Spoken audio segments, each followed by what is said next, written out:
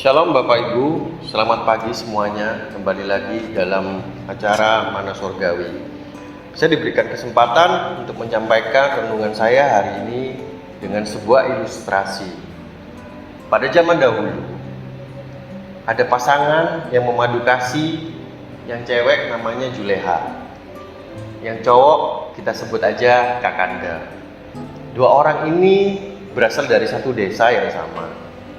Mereka mulai berpacaran sampai suatu ketika mereka sudah menyiapkan segala sesuatunya untuk kepada jenjang pernikahan. Tetapi di tengah-tengah itu kekasihnya yang namanya Kakanda ini diharuskan untuk pergi keluar kota untuk mengadu nasibnya. Setelah dia mengadu nasibnya, baru dia pulang untuk menikahi Juleha. Suatu ketika mereka sudah mempersiapkan segala sesuatunya, tibalah saatnya Kakanda mempersiapkan dirinya untuk berangkat keluar kota. Waktu Kakanda ini mau berangkat keluar kota, mereka berjanji berdua, Juleha dan Kakanda. Kakanda bilang, Juleha, aku harus berangkat keluar kota untuk mempersiapkan masa depan kita. Maukah engkau menantikan aku? Maukah engkau menunggu janjiku dengan setia? Nah, Juleha menjawab, saya mau Kakanda, karena Kakanda adalah masa depanku. Kemudian berangkatlah Kakanda ini keluar kota dengan berlinang air mata. Perpisahan ini mungkin mengharukan, mungkin membebani, mungkin ada perasaan menderita. Sampai suatu ketika Juleha ini pulang ke rumah dan menantikan kembali datangnya Kakanda di perbatasan desa. 1 minggu, 2 minggu, 3 minggu, bulan pertama, bulan kedua tetap dengan setia Juleha ini menghampiri tempat dia berpisah dengan Kakanda. Ditunggu-tunggunya, dinantikannya, kok belum datang? Oke, dengan setia Juleha pulang kembali. Besok pagi datang. Selang beberapa waktu, 1 tahun, 2 tahun ini terjadi dengan setia Juleha menantikan. Memasuki tahun ketiga, ketika Juleha mendatangi batas desa ini, tempat di mana dia berpisah dengan Kakanda, semakin banyak godaan yang datang. Misalnya, ada pemuda dari desa lain datang untuk merayu dia. Kemudian ada juga duda-duda datang merayu dia. Sudah, nggak usah ditunggu, Kakanda nggak mungkin pulang. Lebih baik kamu sama aku aja. Kita bangun hubungan yang baru.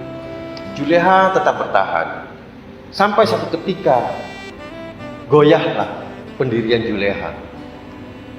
Ketika mulai goyah ini, Juleha mulai lupa dengan perjanjiannya yang diikatnya dengan Kakanda.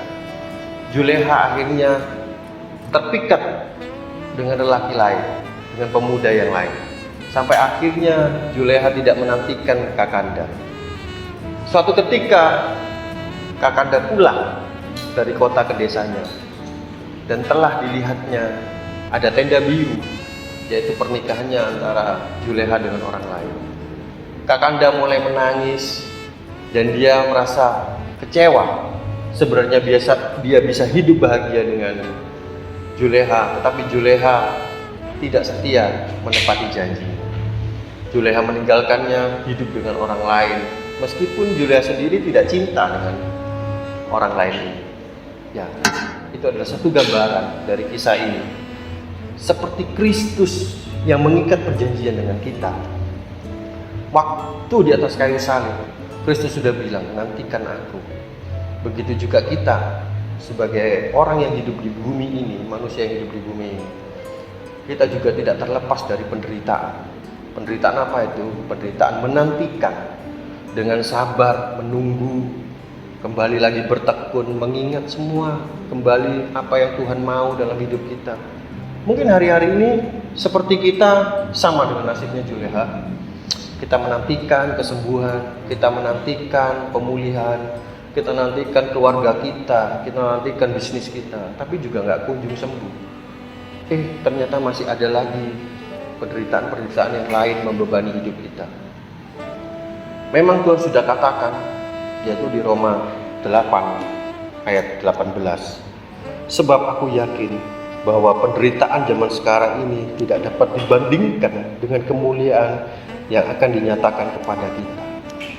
Tuhan sudah berjanji kepada kita bahwa penderitaan yang kita alami hari-hari ini tidak sebanding dengan kemuliaan yang kita terima pada waktu nanti.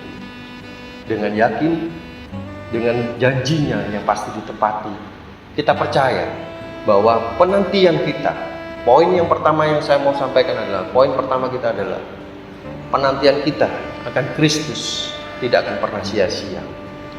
Nah, di dalam situ diceritakan bahwa Juleha menantikan dengan sekuat tenaga, tetapi Juleha gagal karena Juleha melihat, mengalihkan, fokusnya berubah kepada dunia lain, bukan kepada Kakanda. Seperti kita hari-hari ini, ketika kita mengalihkan fokus pandangan kita bahwa kita tidak setia lagi kepada Tuhan, maka kita sedang berada di luar rencana Tuhan. Kita sedang berada di luar area Tuhan. Kalau kita sudah berada di luar area Tuhan, mungkin kita akan semakin merosot, semakin tidak kuat, semakin banyak godaan yang datang, semakin kita nggak mampu menghadapi semuanya itu.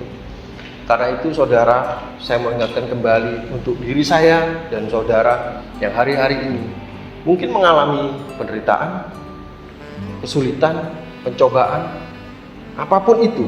Paulus juga sudah mengatakan bahwa penderitaan yang dialami hari-hari ini seperti wanita yang sedang hamil.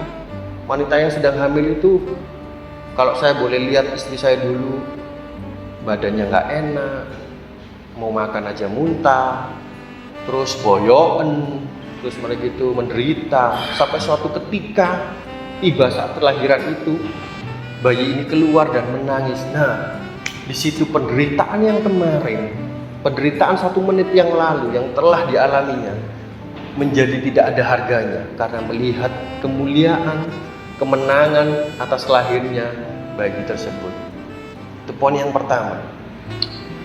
Poin yang kedua, ingat, kita hidup di dalam Kristus. Kita menjadi anak-anak Allah, yaitu Tuhan sudah berikan kepada kita, yaitu Roh Kudus-Nya untuk menguatkan kita ketika kita menghadapi penderitaan, masalah, dan cobaan ini. Mungkin satu ketika orang itu menghadapi penderitaan tanpa memiliki pengharapan, maka orang tersebut akan jatuh. Orang tersebut akan putus asa.